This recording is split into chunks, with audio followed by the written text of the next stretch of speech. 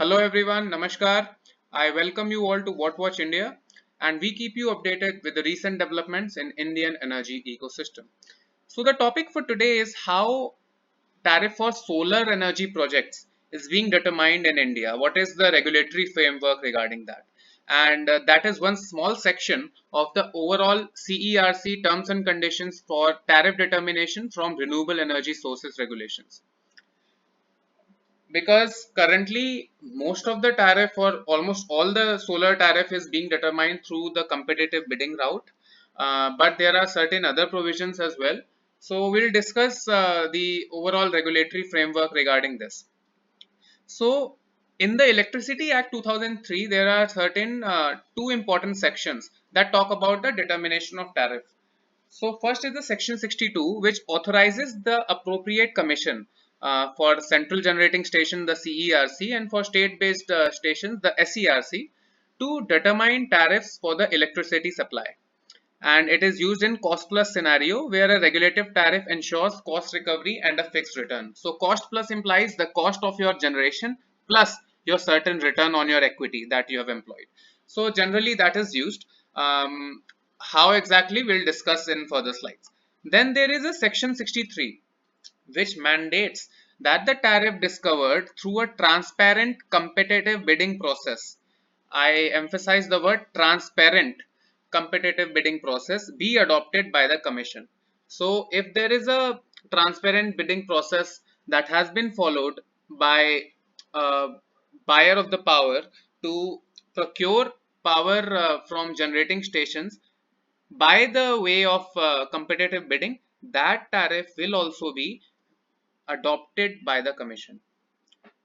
It facilitates the market-driven tariff discovery through reverse auctions, and this is central to large-scale utility procurement in India. So, like we discussed, most of the competitive bidding-based tariff uh, for most of the tariff determination for solar wind hybrid, BESS is being done through the competitive bidding route.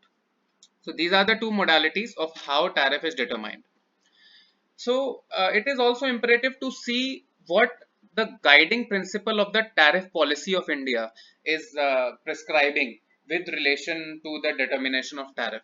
So I have taken excerpts from the tariff policy 2006 and 2016. So that the contrast of these two will let us know the marked change, how we have come along over a decade from the determination of tariff by the appropriate commission to competitive bidding. So I will read it for you and you should take note.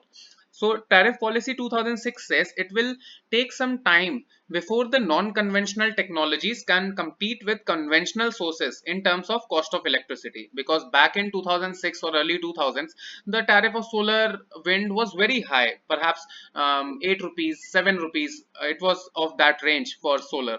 So therefore, procurement by DISCOMs, distribution companies, shall be done at preferential tariffs determined by the appropriate commission. Preferential tariffs are also known as feed-in tariffs. So those are the tariffs that are determined by the commission, and procurement is done at that particular tariff.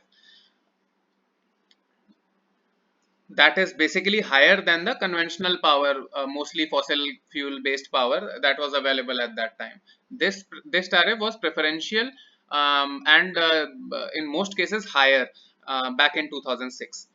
But if we take a look at tariff policy a decade later in 2016, it says states shall endeavor to procure power from renewable energy sources through competitive bidding to keep the tariff low, except for waste to energy plants.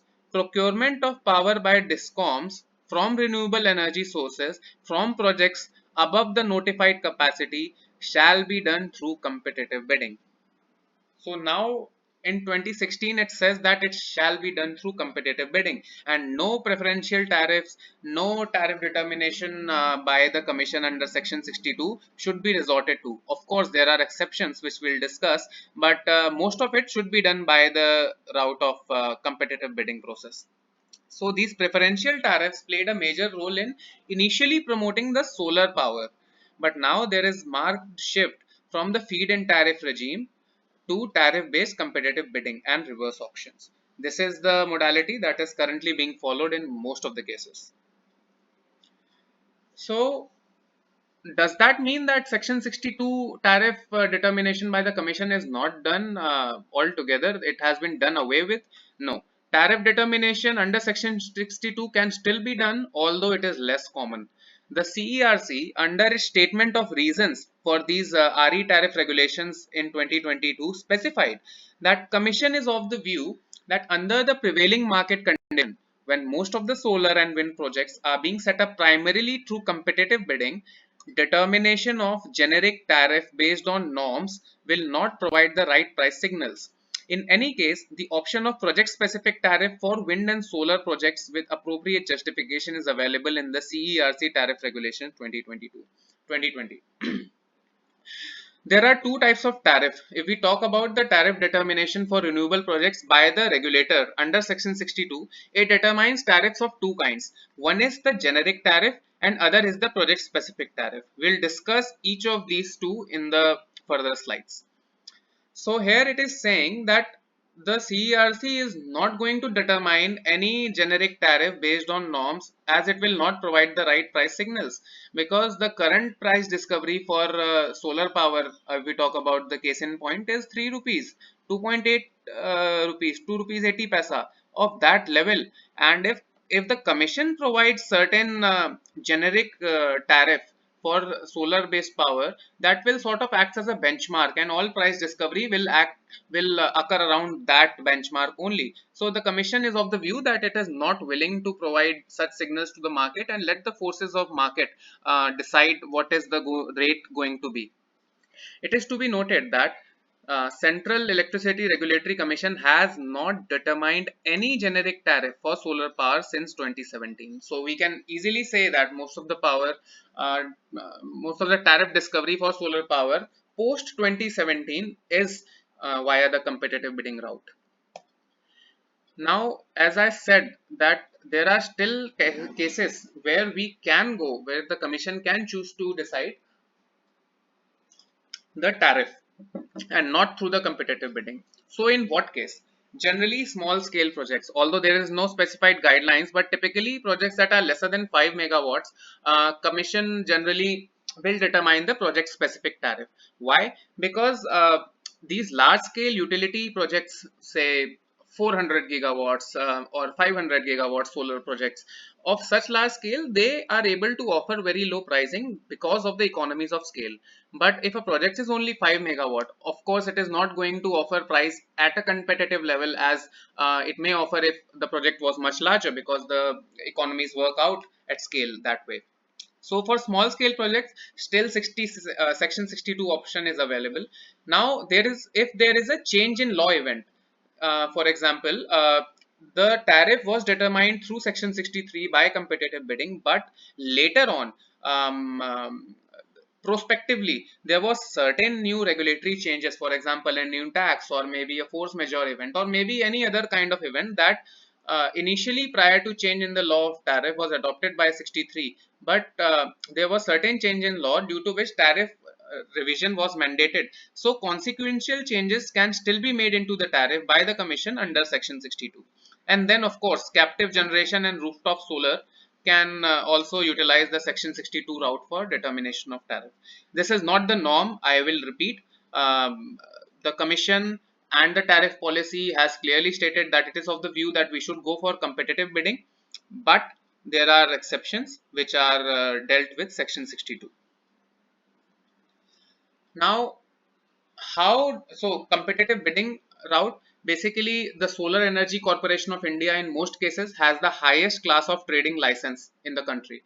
So it will uh, float tenders, for example, in multiple tranches. These tenders keep coming up. So SECI in its tranche 5 or 6, or it can be any other number, has floated, for example, 500 megawatt of solar capacity based on certain technical criteria. So against that tenders, the power project developers, for example Adani can be there, Renew Power can be there, or any other project developer can be there, will bid based on their tariff.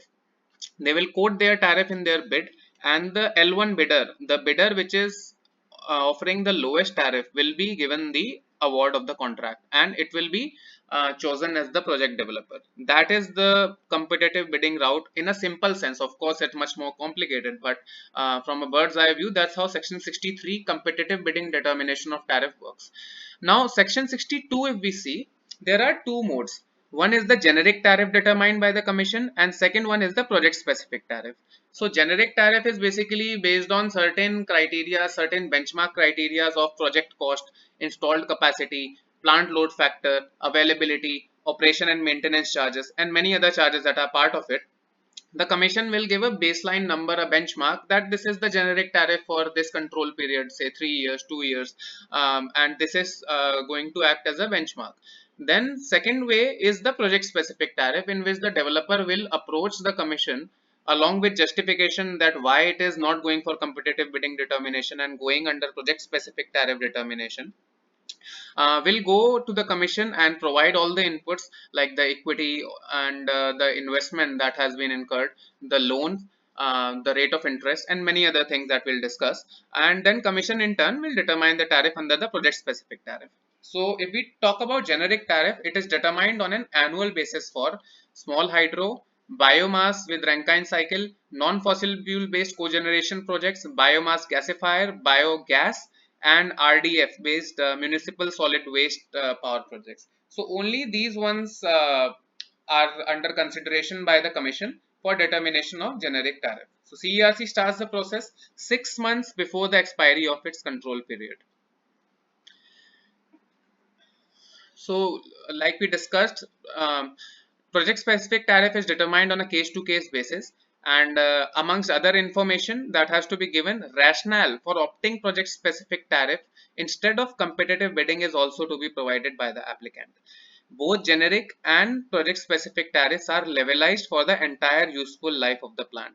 So 5 years down the line, if I have started the commercial operation of my plant, say in August of 2025, 5 years down the line, there may be many escalations, like escalation in the cost of generation, escalation in the operation and maintenance. So all those things are taken care of, and all those costs are levelized, and one single tariff is given, which will ensure that all the recoveries that were expected to be done in future are taken care of in one single number. So this can be done, but for the projects with fuel costs, uh, their levelization is much more difficult, because the cost of fuel is not a specific thing that can be escalated on a pro rata basis. So in those cases, for example, biomass tariff has two components. One is the fixed cost, which can be easily levelized, and then the fuel cost, which is adjusted yearly. It is trued up yearly. So what are the components of the tariff? One is the capital cost, that is the setup cost of the plant, all the capital that went into it for setting up the entire plant infrastructure. Then the debt equity ratio, for meeting this capital cost, how much is the loan, how much is the debt that you are going to raise from the market, and how much of your own money you are going to invest into this. So for generic tariff, there is a ratio of 70 to 30. So 70% of your capital cost could come from market borrowing, and 30% could come from your own equity. So now there is a capping on this equity, that it can only be 30% of the total capital cost, because um, there is a component called as return on equity in the tariff. So if we that is generally 14 to 15% of the equity, and that happens perpetually over the entire life of the plant. So every year, whatever I've invested, I'll be getting 15% as return on equity year and year again. So if this number is exceeded, that ROE figure goes up. So there is a capping that 70% can be your debt and 30% can be equity. So then for this is for generic. For project specific also it is 70-30, but to discuss the exception, that if there is any over injection of equity, say in a project that costed 100 CR, I have instead of injecting 30 CR, I have injected say 40 CR. So that 10 CR of equity that I have over injected will not be considered in return on equity. Your equity will only be considered as 30 CR. The over injection of equity of 10 CR will be taken as a normative borrowing only. And similarly, if I inject less equity, that is taken as actuals. Then tenure of this loan, for 70% portion of your capital cost. For determination of generic tariff and project specific tariff, a loan tenure of 15 years is considered. Now, on this loan, what is the interest going to be? It is the SBI marginal cost of lending rate that changes and notified by the State Bank of India in a timely manner, plus 200 basis points. So basically 2%. Then return on equity for RE projects other than small hydel, it is 14%, and for small hydel it is 15% in order to promote this nascent stage of technology. Then there is something called as working capital. So in that there are four components: O&M expenditure of 1 month, receivables equivalent to 45 days. So whatever billing you are going to do, so a period of a month and a half, that is expected to be your receivables in the working capital. Then spares can be 15% of the O&M expenses.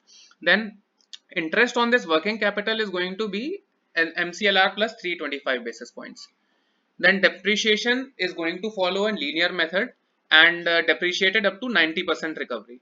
So based on this 90% and 15 years, it comes at 4.67% per year. And then remaining 10% is spread over its useful life. The O&M expenditures are determined for the first year, and then it is escalated at 5.25% per year. So now this gives in nutshell the bird's eye view of what are the different components and how much each component is contributing to the overall solar tariff. So this I have taken from a research report. I do not claim any credit for this. If we talk about debt servicing, which is the interest on the working capital, interest on the capital cost, 70% of the capital cost, it is 39%. Then the return on equity is 33%. Interest on working capital is 5%.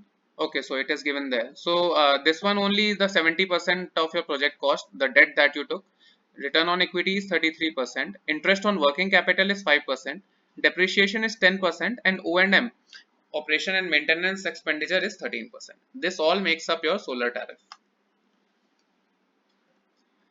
Now we discussed section 63. This was for the section 62 tariff determination by the regulator. In section 63, the process is that procurer issues request for selection as per MOP guidelines. Then technical and financial qualification of bidder is done. Then reverse auction for the lowest bidder is done, and L1 bidder is generators will bid for their tariff, and the lowest tariff one is selected. And then PPA is signed at that discovered rate, and tariff is adopted by the respective electricity regulation commission of that state. So this is the overall framework for solar tariff determination in India. There are, and it is more or less similar for wind as well, because for the last many years commission has not determined the generic tariff for wind projects as well, and it is done for in via competitive bidding route only. So I thank you for joining in, and see you guys in the next video. Jai Hind.